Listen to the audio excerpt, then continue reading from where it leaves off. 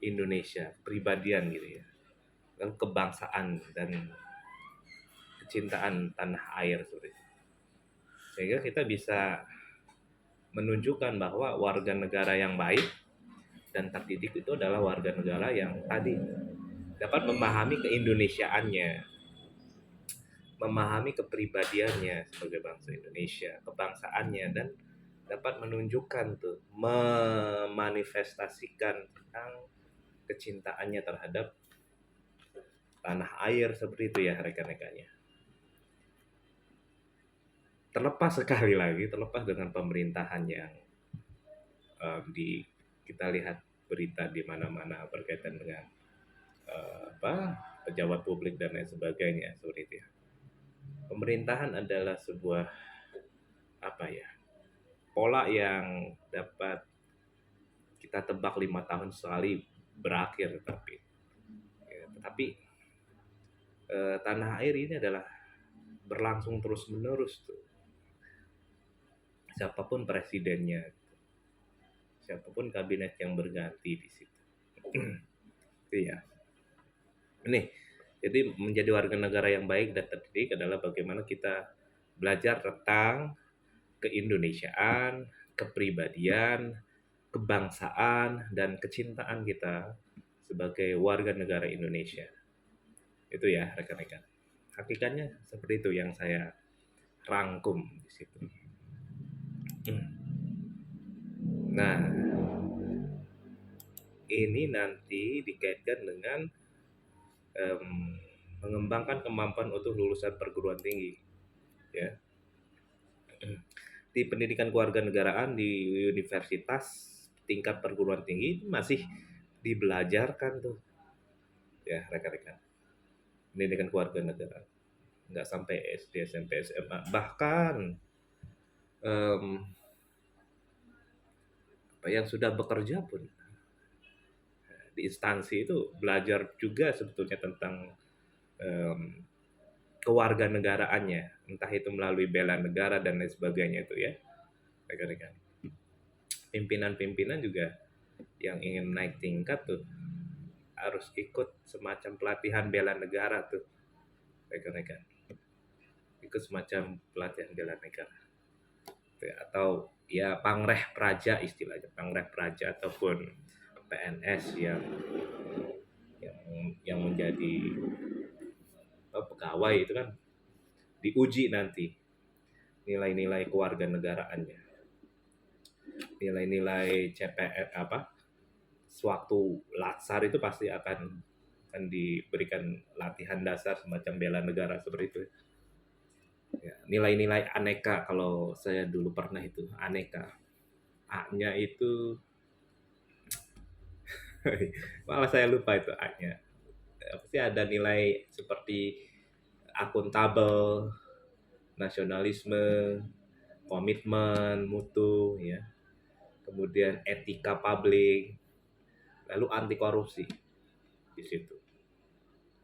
Dan selama 1 minggu dilatih bela negara dari mulai baris berbaris, gerak jalan, gitu. Sampai malam-malam kita disuruh mencari kata sandi ataupun menguraikan suatu teka-teki ya, atau cara malam gitu.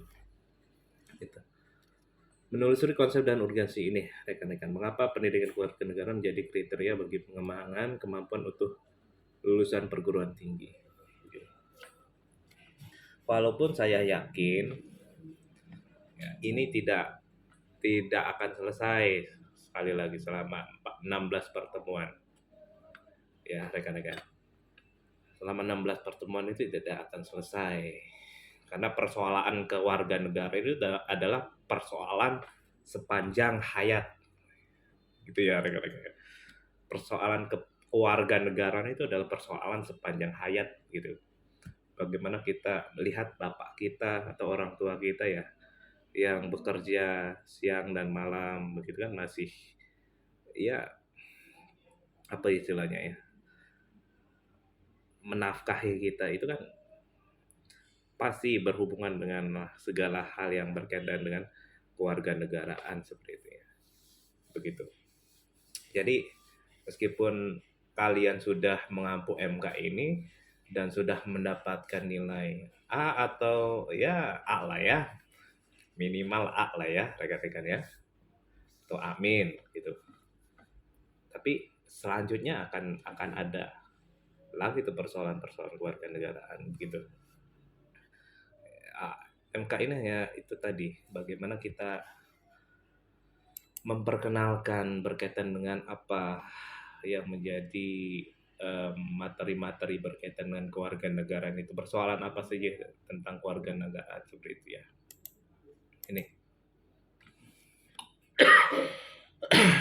Nah, tentunya kaitannya dengan konsep dan urgensi pendidikan kewarganegaraan dalam kecerdasan kehidupan bangsa. Ada beberapa pertanyaan yang perlu dijawab oleh rekan-rekan secara tadi telaah diri saja, sebenarnya nggak harus secara formal banget begitu. Pernahkah Anda memikirkan atau memimpikan menjadi lulusan perguruan profesional? Kalau belum pernah, cobalah rekan-rekan khayal gitu. Seperti apa sih sosok lulusan? Kalau kalian kan calon dokter, entah itu nanti kalian ikut profesi atau seperti apa. Setidaknya kata profesional itulah yang diimpi-impikan oleh perguruan tinggi ataupun jurusan kepada outcome-nya ya, output-nya ataupun lulusannya seperti itu. Ya, kata profesional itu sendiri. Nah, bagaimana pendidikan kewarganegaraan membekali itu dengan berbagai karakter yang harus dimiliki oleh calon ya, lulusan perguruan tinggi itu, apapun bidangnya, setidaknya memiliki sense of citizenship begitu rekan-rekan, rasa kewarganegaraan gitu, yang memiliki kecintaan terhadap tanah air ya, keindonesiaan, kepribadian begitu, dan kebangsaannya. Nah, nanti coba rekan-rekan cari lebih lanjut berkaitan dengan konsep dan urgensi dalam mencerdaskan kehidupan bangsa. Ini sudah termaktub dalam Undang-Undang RI ya, tentang pendidikan tinggi itu wajib perlu dicantumkan tuh tentang pendidikan kewarganegaraan ini. Nomor 12 tahun 2012 dan 14 tahun 2005 di sini. Nih, dapat dilihat. Lulusan program sarjana ya, diharapkan akan menjadi intelektual dan atau ilmuwan yang di pendidikan Pancasila. Bagaimana kemerdekaan Indonesia itu sendiri adalah sebagai perjuangan dari bangsa Indonesia, buah perjuangan dari bangsa Indonesia. Pertanyaannya siapa bangsa Indonesia itu? Gitu ya. Ketika dirumuskan secara geografis nasional bukan nasional geografis ya, sebagai nation state, negara bangsa, bahwa yang menjadi warga negara Indonesia adalah wilayah yang dahulunya bekas wilayahnya Hindia Belanda di situ, dari Sumatera, terus sebagian Kalimantan ya, lalu Sulawesi, lalu Irian itu sebagian Irian juga. Timur enggak, karena dahulunya adalah ex dari Portugis gitu lah. Itulah bagian dari negara Indonesia. Tapi kan wilayah-wilayah itu banyak suku bangsanya begitu, rekan-rekannya. Banyak suku bangsanya di situ. Sumatera ada banyak sekali suku bangsanya, Jawa, Kalimantan dan lain sebagainya di situ. Pun sebelum zamannya Hindia Belanda, rekan-rekan, suku bangsa itu sendiri juga sudah punya semacam wilayahnya begitu, yang berbentuk, kalau masa keislaman ya, masa kesultanan kan ada Demak, terus Banten, apa Jepara dan lain sebagainya di situ. Ternate, Tidore dan lain sebagainya. Begitu. Pada masa Hindu-Buddha ada namanya Majapahit gitu loh. Sriwijaya, Kediri, ya, Kutai dan lain sebagainya. Gitu. Jadi konsep warga negara itu adalah konsep yang modern banget, sangat modern banget ketika masa penjajahan kolonial, ya. Masyarakat yang dahulunya tadi suku bangsa yang dahulunya tadi bekas dari kesultanan ataupun kerajaan pada masa Hindu-Buddha, masuknya kolonial, kemudian bangkit, ya, adanya ide untuk mempersatukan diri berdasarkan apa upaya dahulunya bangsa itu adalah satu bangsa yang utuh begitu ya, satu bangsa yang sama begitu, pernah terjajah sebetulnya gitu. Dan motif pernah terjajah itulah yang sebetulnya menjadi pendorong untuk sebagai antitesis tuh, rekan-rekan, sebagai antitesis untuk mempersatukan diri sebagai sebuah negara bangsa atau nation state, negara kebangsaan.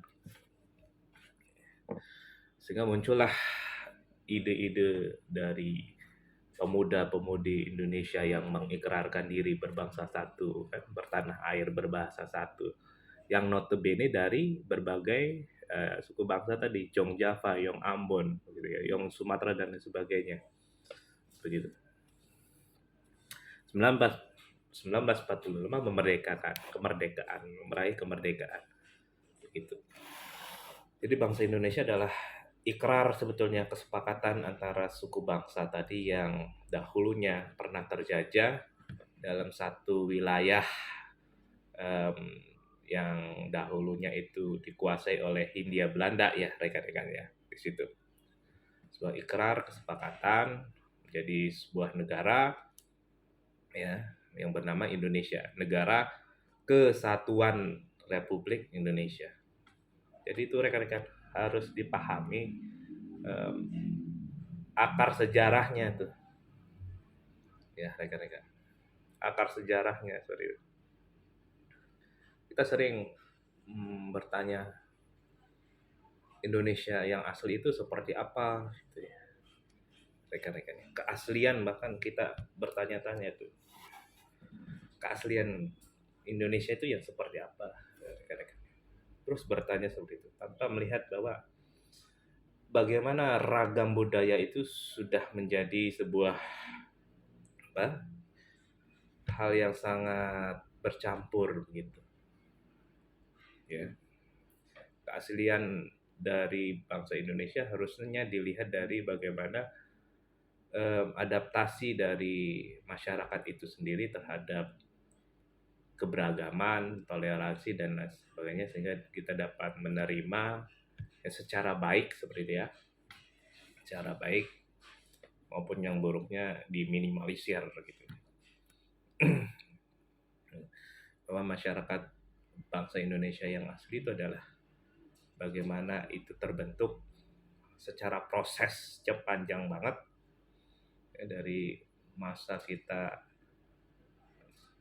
dahulunya masih bercorak kerajaan, ya, kemudian kesultanan, masuk Hindia Belanda menjajah, mengkolonialisasi, kemudian masuk mendudukan Jepang dan lain sebagainya. Jadi harus dilihat dari proses yang sangat panjang tuh rekan-rekan, perjalanan ke Indonesianya itu, perjalanan menuju sebuah negara bangsa itu.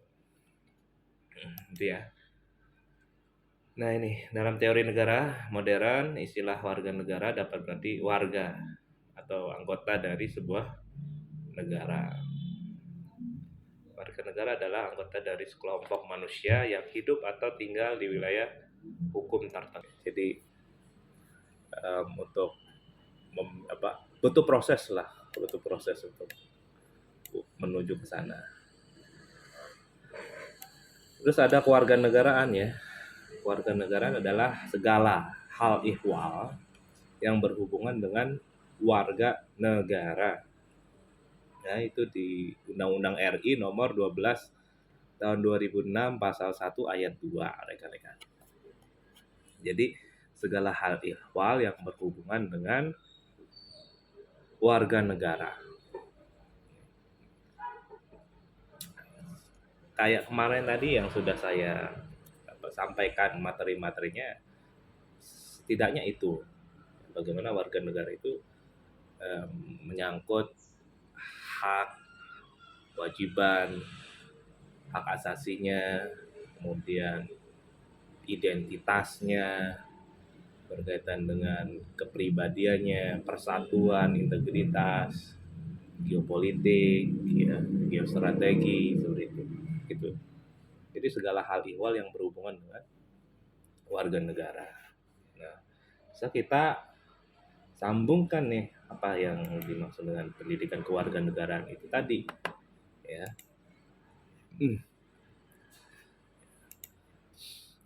Secara yuridis, pendidikan kewarganegaraan dimaksudkan untuk membentuk peserta didik menjadi manusia yang memiliki rasa kebangsaan dan cinta tanah air. Ya, ini Sisdiknas lagi. Begitu. Itu secara yuridisnya. Secara terminologis, pendidikan kewarganegaraan adalah program pendidikan yang berintikan demokrasi, politik, kemudian diperluas dengan sumber pengetahuan lainnya, ya, melatih para siswa atau mahasiswa berpikir kritis, rekan-rekan ya, kritis dan analitis. Kemudian dari situ bersikap, lalu bertindak demokratis. Begitu.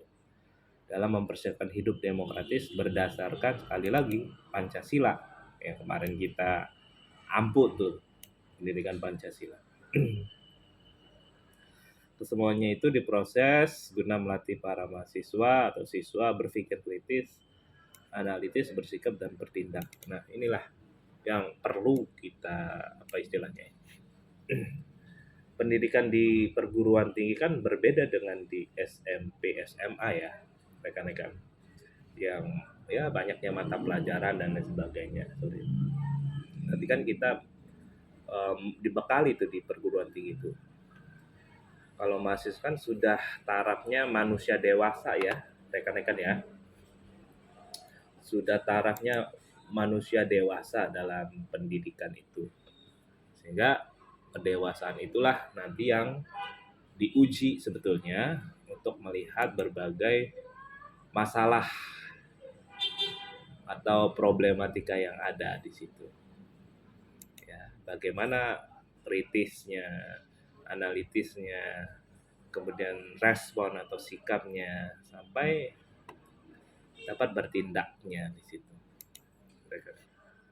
Ya, sehingga ketika mempelajari pendidikan kewarganegaraan, meskipun sudah dipelajari di SMA, SMP, tapi kan itu apa istilahnya, sedikitnya hafalan dan lain sebagainya. Gitu. Tapi di pendidikan kewarganegaraan di PT atau UNIF, rasa tadi nalar kita untuk berpikir kritis, analitis itu muncul tuh ya dalam menyikapi segala problematika kebangsaan, kewarganegaraan. Itu ya, rekan-rekan ya. Nah, ini nanti Anda simpulkan sendiri deh, telusuri tadi apa yang dimaksud pendidikan kewarganegaraan itu sendiri. Ini sudah ada kata kunci ya, pendidikan kewarganegaraan ya. Silakan deh, nggak perlu disimpulkan sendiri. Karena kalian ahlinya lah. Kalian sudah dewasa, saya yakin sudah dapat bernalar, ya, dapat kritis. Begitu. Ini.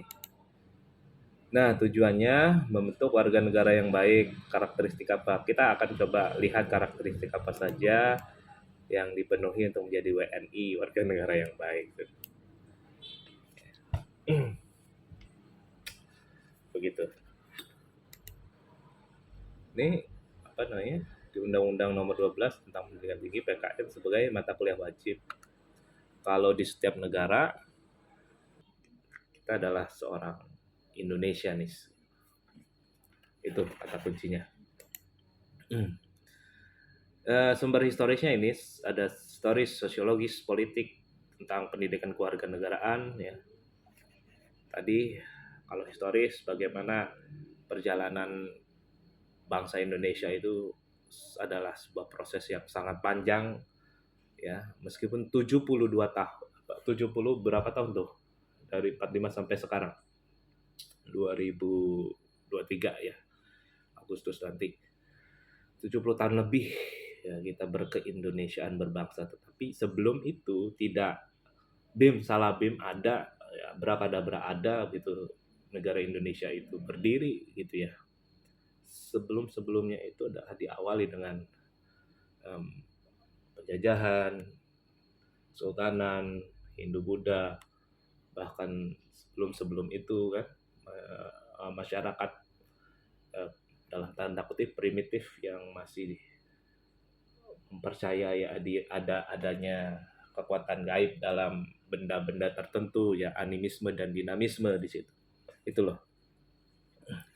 Sosiologis dilihat dari kultur masyarakat Indonesia itu sendiri yang beragam, kulturnya berbeda.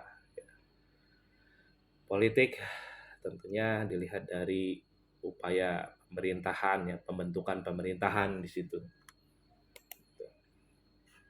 Ini masa orde lama ya, civics awalnya itu. Kemudian 75 pendidikan moral Pancasila PMP. 2013 PPKN. Masih ada mungkin ya pendidikan dasar dan menengah. 2013 ya Pak, masih 2013 di situ. Sekarang pun ada profil Pancasila tuh. Profil pelajar Pancasila di sini data-datanya.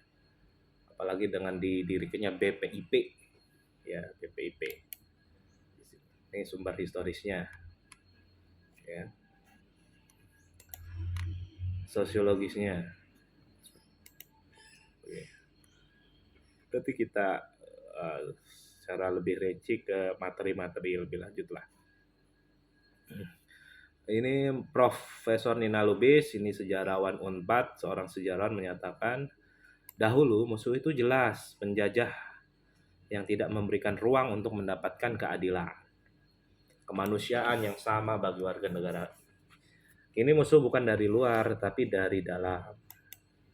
Korupsi, ketidakadilan, pelanggaran HAM, kemiskinan, ekonomi yang tidak merata, penyalahgunaan kekuasaan, harkat martabat tidak dihormati, dan lain-lain, suap menyuap dan lain sebagainya. Itulah yang perlu kita lihat itu sebagai problematika dalam kewarganegaraan ya, hal-hal yang menyangkut kewarganegaraan.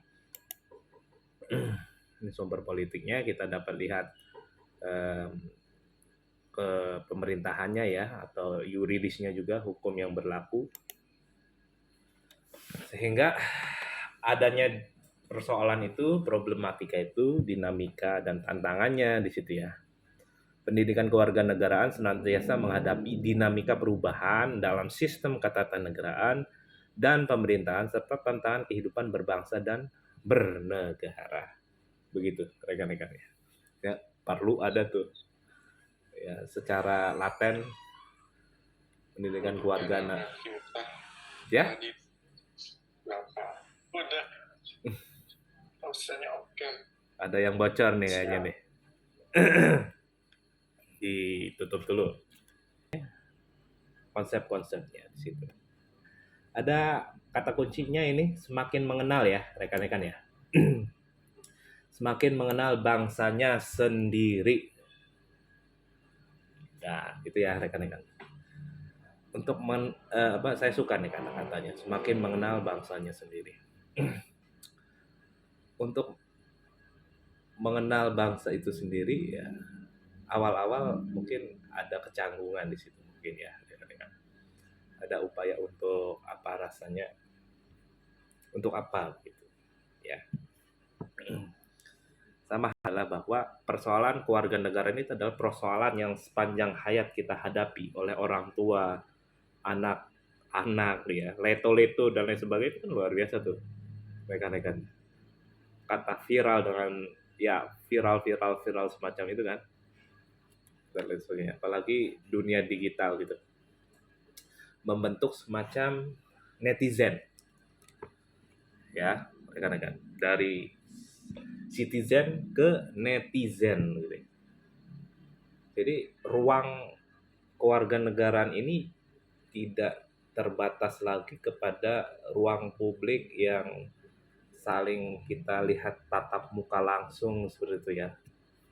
Tapi di dunia maya di situ sudah seperti terbentuk tuh negara itu sendiri ya, tanpa batas batas nasionalisme, batas ya itulah kita bisa berkomunikasi dengan orang di negara lainnya langsung di situ tanpa berpindah tempat dan lain sebagainya itu. Ini tantangan juga ya rekan. Dari citizen ke netizennya itu loh. Kita bisa bebas berkomen tentang suatu persoalan negeri yang lainnya seperti itu ya. Sehingga banyak istilah-istilah viral muncul di situ. Ya, mantap ini. Jadi persoalan yang sepanjang hayat tuh, entah kita nggak bisa bayangkan lagi setelah ini ada dunia digital yang seperti apa lagi secanggih ini gitu. Dapat dibayangkan nggak waktu saya SD atau SMP bakal ada luar biasa tuh para netizen di sini.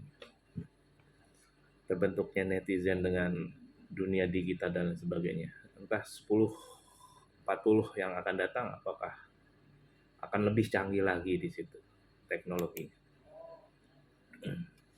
PKN Indonesia untuk masa depan sangat ditentukan oleh pandangan bangsa Indonesia, eksistensi konstitusi dan tuntutan dinamika perkembangan bangsa itu sendiri. Nah, oleh karena itu kita belajar tentang geopolitik ya, geopolitik dan geostrategi tadi. Siapa? Handa Hanifah ya. Untuk semakin mengenal bangsanya kita perlu mengenal geopolitik dan geostrategi dari bangsa Indonesia itu sendiri. Nah ini loh, apakah tuntutan, kebutuhan, dan tantangan yang akan dihadapi bangsa Indonesia di masa depan? Bagaimana Anda dapat memprediksi kondisi Indonesia di masa depan? Gagasan apa berupa hasil analisis Anda untuk masa depan seperti itu? Pernahkah Anda memprediksi apa yang akan terjadi dengan negara bangsa Indonesia pada tahun 2045 atau yang dikenal dengan Indonesia generasi emas? Satu abad. Ya, satu abad lah. Bahkan pernahkah Anda berpikir radikal artinya sampai ke dalam-dalamnya ya ke akar-akarnya gitu. Misalnya berapa lama lagi NKRI ini akan eksis? Begitu. Apakah ada jaminan bahwa negara Indonesia dapat eksis untuk 100 tahun lagi? Atau bagaimana pendidikan kewarganegaraan menghadapi tantangan masa depan yang tidak menentu dan tidak ada kepastian itu sendiri? Ya, rekan-rekan. Inilah yang perlu dilihat gitu ya, bahwa PKN ini sangat penting gitu, untuk menjawab segala problematika. Salah satunya ini, slide ini. Gitu. Bayangkan saja, Majapahit kita baca kan kedigdayaannya, kemajuannya Sriwijaya kan, itu luar biasa kan. Tapi eksistensinya kita lihat beberapa lama seperti itu. Nah ini Indonesia seperti itu. Kita dapat lihat juga. Oleh karena itu kita belajar pada kasus-kasus yang terjadi pada masa lampau tuh rekan-rekan ya. Untuk diambil sisi-sisi positif, ya, ambil inovatifnya seperti itu, untuk meredam segala problematika. Saya hampir pesimis rekan-rekannya ketika masa pandemi itu luar biasa paniknya kan dan lain sebagainya. Tetapi dengan tadi kesabaran dan lain sebagainya, keyakinan optimis adanya muncul keyakinan sikap-sikap optimis pun muncul seperti itu kan. Alhamdulillah masa pandemi bisa berangsur-angsur pulih sampai sekarang begitu, rekan-rekan. Itu dia upaya untuk mempercayai optimisme di tengah ketidakpastian di situ ya, ketidaktentuan. Nah inilah hal-hal yang perlu dilihat lagi, dipertimbangkan lagi berkaitan dengan analisis berkaitan dengan bonus demografi di tahun sekian ya, 100 tahun kemerdekaan, begitu SDM usia produktif melimpah, banyaknya bonus demografi itu menjadi sebuah modal juga dalam pembangunan atau menjadi beban juga dalam pembangunan ya. Kita lihat juga, oleh karena itu mulai dari sekarang rekan-rekan mari kita bangun potensi yang mantap. Nah ini Indonesia sekarang misalnya lihat 53% populasinya 74% di 2030, GDP 86% seperti itu. Nah, akhirnya ambil kesimpulan nih ya rekan-rekan di dalam Al-Qur'an ya, surat Ar-Ra'd ayat 11. Nasib bangsa ditentukan pada kemampuan bangsa itu sendiri, kewarganegaraan itu sendiri, kita sendiri sebetulnya. Tesis melahirkan antitesis dalam tubuhnya sendiri untuk diuji, kemudian muncullah sintesis. Kadang ujian kita perlu tuh untuk dapat melihat seberapa tangguhnya diri kita sendiri. Rekan-rekannya, UAS, UTS itu juga perlu makanya. Itu ya rekan-rekan ya. Ini nanti dialektiknya untuk pentingnya, esensinya dari pendidikan kewarganegaraan itu sendiri ya. Jadi belajar tentang kewarganegaraan dapat disimpulkan adalah belajar tentang keindonesiaan, kepribadian ya, kebangsaan, dan cinta tanah air. Keindonesiaan berkaitan dengan wilayah kita sebagai negara maritim, kepulauan, sangat luas sekali, geopolitik, geostrategi, dan lain sebagainya. Kepribadian, kita lihat bahwa bangsa Indonesia adalah bangsa yang dikenal oleh masyarakat luar sebagai bangsa yang ramah, gotong royong, seperti itu ya, toleran, seperti itu. Kebangsaan, ini juga sebagai tantangan bahwa masyarakat bangsa atau negara bangsa ya, nation state, pasti menimbulkan sebuah perbedaan, baik itu pemikiran ya, sekali lagi itu. Nah, inilah hal yang harus dikelola tuh. Perbedaan itu bukan suatu katakanlah penghambat begitu ya, menghambat perbedaan suku, bangsa, ras, dan lain sebagainya. Oleh karena itulah jalan musyawarah dikedepankan ya. Bhinneka Tunggal Ika itu terus dikobarkan sih, berbeda-beda tetapi tetap satu jua. Cinta tanah air tadi, Hanifah. Untuk mencintai kita harus mengenal. Dimulai dari diri kita sendiri, mengenal diri. Ya, dari mengenal diri kita mampu mengenal yang lainnya. Dari mengenal diri kita mampu setidaknya mengenal Tuhan kita, siapa pencipta kita, untuk apa kita diciptakan, untuk apa menjadi seorang warga negara.